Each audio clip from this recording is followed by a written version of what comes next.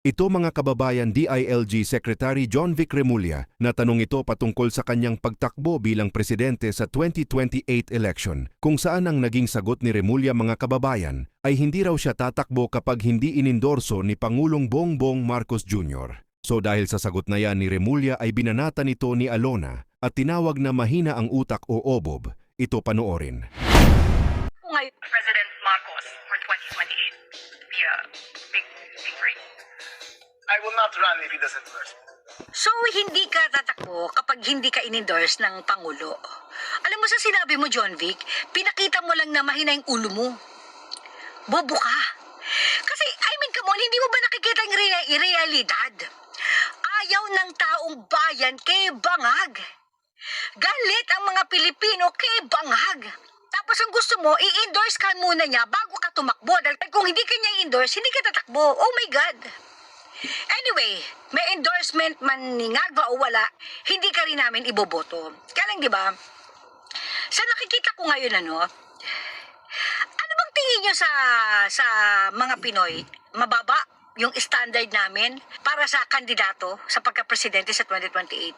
Ako personally, bago umupo si PRRD na presidente, mga past president, parang sa akin, mukhang okay naman. Sige, okay na yan, pwede na yan.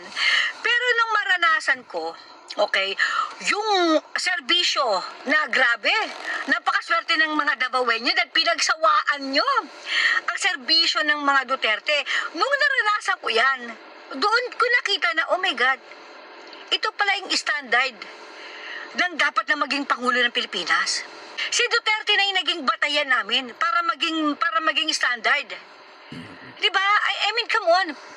Hindi porke nabudol kami ni Bangag doesn't mean na mababa ang standard namin. I mean, can you imagine? Yung mga tatakbo sa pagka-presidente, di umano open si Risa Hontivirus. Itong si John Vic, oh my God. Kung sila open din siya, may gulay, my God. Mabababa ang tingin nyo sa standard ng mga Pilipino at naisip nyo na makakalusot kayo sa amin. Sisihin nyo si PRID kasi nakatigim kami ng maganda, totoong malasakit, totoong serbisyo mula sa gobyernong totoo din. So ang naging batayan na ng taong bayan ngayon para sa susunod na presidente is yung katulad ng serbisyo. Okay? Ng pagmamahal sa bayan. Hindi sa oligarko, kundi sa mga ordinaryong Pilipino. Okay? Ng gobyerno. John Vic, gumising ka. Hindi ikaw. Feeling mo talaga mababang standard ng mga Pilipino at pipiliin ka? My God, at saka yung sinasabi mong hindi ka tatakbo pag hindi ka inendorso ng Pangulo. Tangina, sinong matinong kandidato ang magpapa-endorso sa isang adik na presidente? Sinong matinong pag-iisip na kandidato na magpapa-endorso sa isang bangag na Pangulo? My God! Galit ang taong bayan dyan, tapos siya ka magpapa-endorso? Anyway, whatever. I-endorso ka man na kahit na sino pa, putang ina. Hindi mapapasa iyo ang pagka-presidente, tandaan mo yan. Pero na lang kung meron na naman kayo gagawing masama para makuha nyo yung posisyon na yan. Pero, sinasabing na sa John Vic, tangina mong hina ng ulo mo. Na para pagmamalaki mo, hindi ka tatakbo pag hindi ka inendorso ni Bangag. Gago, lalo ka na magiging pariwara kapag yan ang nag-endorso sa'yo. Kawawa ka. Wala yung pinagkaiba kay virus.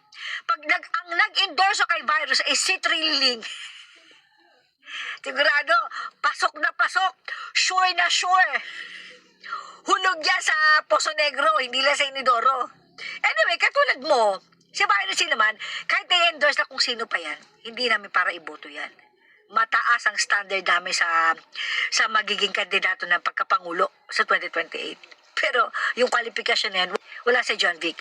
Lalo wala kay Risa Hontivirus, my God. Ewan ko, mga siraulo to.